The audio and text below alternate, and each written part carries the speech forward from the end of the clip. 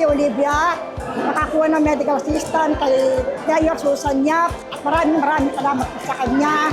Ito po ang malaking tulong para po sa gamot ng aking kapatid na si Priscilla Matias. Maraming salamat po kay Mayor Susan Yap.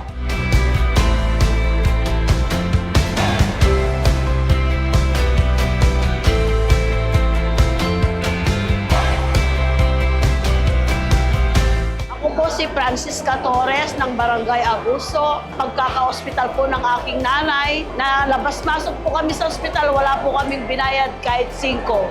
Maraming po salamat kay Mayora Susan Yap.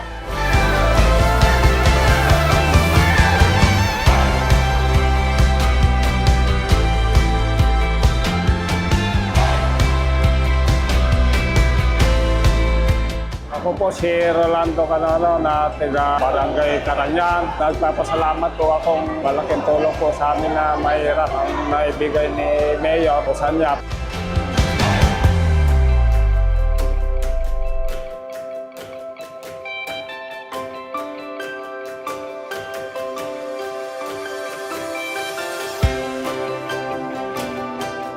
Ito lang po ang hangad ni Mayor Susan Yap. Makita ang ating lalawigan, isang tahimik, maunlad, mapayapa at masagana. Hindi lang po para sa atin, kundi sa susunod na henerasyon ng mga responsabling tanahin ng katulad nyo.